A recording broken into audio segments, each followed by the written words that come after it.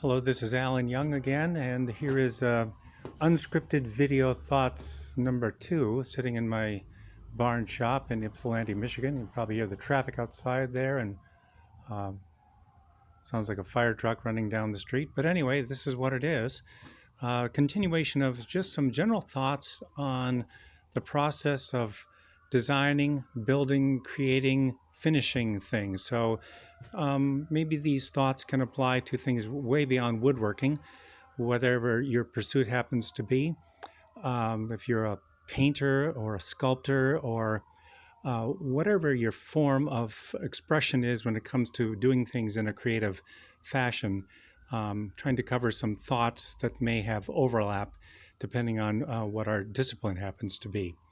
They say you're a product of your environment, and certainly my environment is one that I would never trade for anything, and don't have the time in this one video to expand upon everything. But those of you that know me know that my parents were both fine singers, and that led to me developing an interest in music.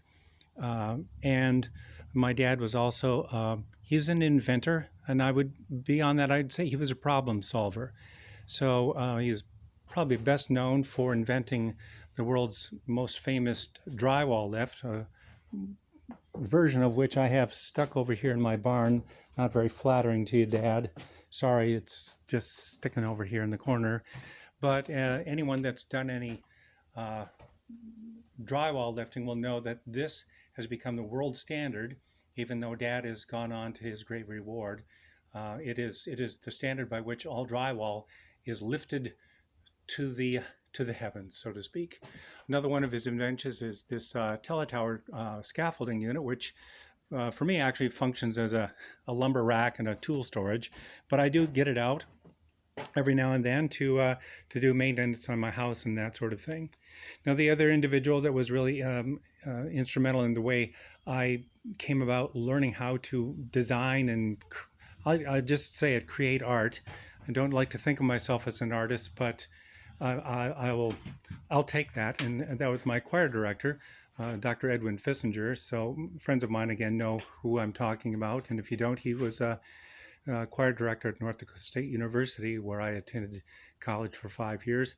And I think what I want to say is combining what I've learned from my dad and Dr. Fissinger is that when you want something to work well, all the pieces have to be designed well, and they have to fit well together. And this takes trial and error. So in this case, I've got this Bible case, which is all finished. And whether the person likes it or not at this point doesn't really matter. It has finished. I've finished accomplishing the task of this piece.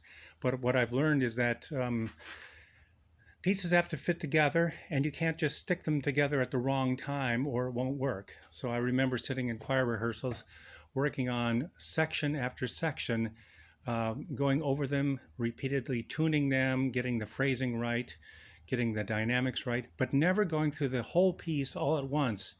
And when I first was in that environment, it just felt very strange. Aren't we going to ever sing this piece so we know what it sounds like?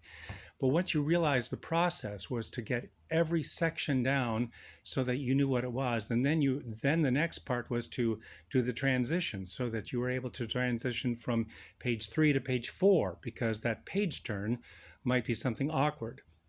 So you would rehearse all those things, and that took weeks of concentrated effort. But the result was always a well-performed piece for the most part. I find the same thing with the way my dad designed machines. So everything over there in that teletower, Dad designed. However, Dad, that I recall, never drew anything out. He's an interesting individual. He saw these things literally he saw them in his head.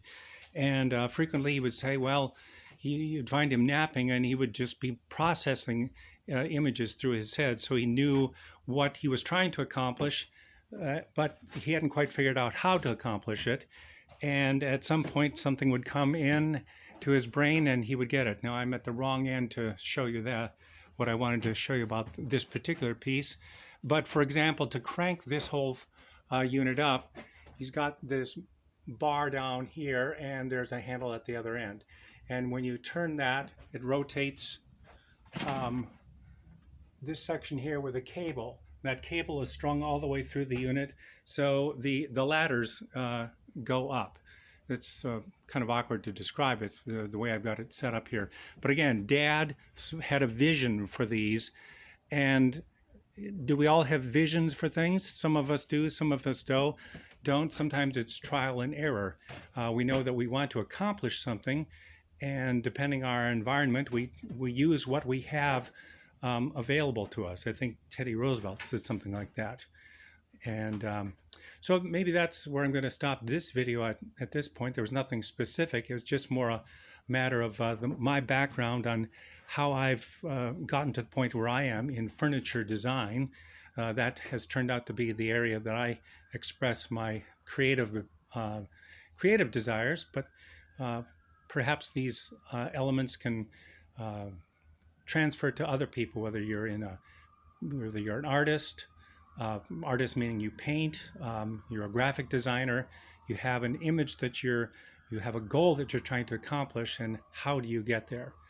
That's just the beginning of my thoughts on this and where I came from and where I am at this point.